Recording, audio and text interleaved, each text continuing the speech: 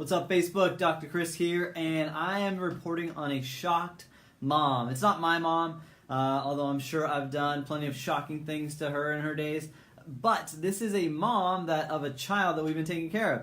So this little dude that we've been taking care of is 4 years old. He first came into us because he was having chronic ear infections. Why that is so near and dear to my heart is because that is something I was going through at his age. Like, my parents would literally trade off when they were going to take me to urgent care in the middle of the night, and it seemed to only ever be like in the middle of the night, like 2 o'clock in the morning. They would take me to urgent care. I would come home with some bubblegum medicine, which I now know is amoxicillin, and we would do this routine over and over again. Well, that's how this guy was. This little dude was dealing with chronic ear infections. It was recurring. They're happening on a regular basis.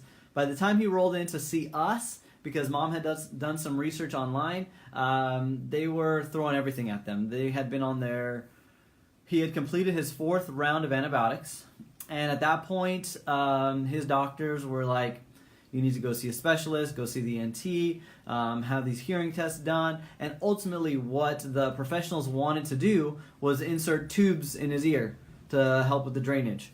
So, mom didn't want to do that. She was like, you know what, I'm just not comfortable with that. And again, going back to me, that's where my mom drew the line. She was like, I really don't want to do that. And this was when there was like no internet to do the research or anything like that. But my mom, or this mom, she was like, yeah, I just don't want to put tubes in this little guy's ear. I don't want to, cause any permanent damage. Even though she was getting lots of let's just say strong recommendations from the professionals that were taking care of her son. So this dude has been under our care for several months. He had ENT visits scheduled and hearing tests. And at the beginning, he had one like a month into his care. And guess what? There was still fluid back there.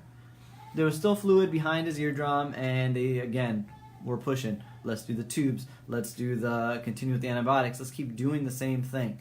Well, guess what? They put his follow-up appointment was like another 3 months out. And so he just had it like a week and a half ago. They roll in, and guess what? Clear. Clear eardrums, no fluid, no inflammation, hasn't had an ear infection in forever. And what did they tell him? They told him, you're good. You're good.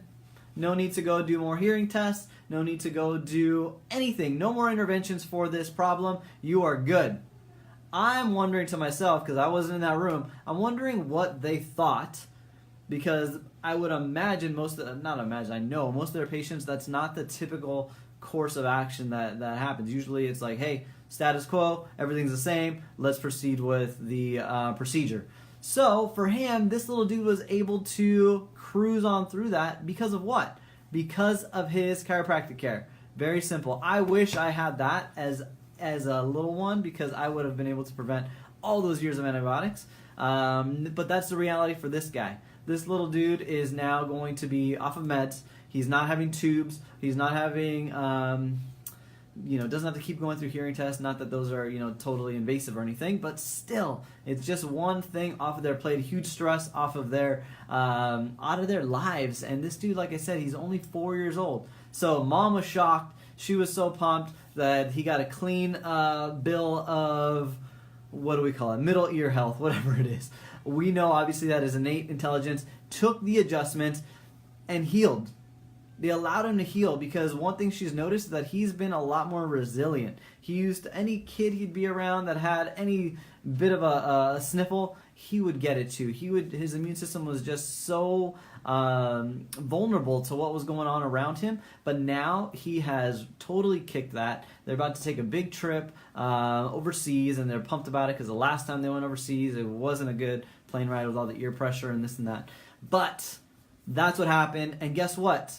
Those, like all those commercials where they put like results not typical, results like that are typical for little kids like that. They heal up so quick. So if a little one if a little one you interact with is constantly dealing with this antibiotics and ear infection, consider chiropractic. One thing that we were taught in school was to ask a simple question, a sentence made up of 5 words. Have you ever tried chiropractic? Now, most people, they're going to look at you crazy, like you're crazy, because the kid doesn't have like neck pain or back pain or whatever. That's not what we're looking at here. We're looking at their innate intelligence, because their intelligence knows how to clear that stuff up. So throw that at a parent. Even if it's your own kid, throw it to yourself. But see where that can apply. See if chiropractic could be that intervention for them that's natural, that's safe, non-invasive, doesn't put a hole in their eardrum, and lets them heal up like they're supposed to. That's all I got. So I'm glad that little dude doesn't have to go through the things that I went through, because we put an end to it. Hope you guys are having a fantastic rest of your Monday. Go out and be awesome. See you later. Hey, Lauren.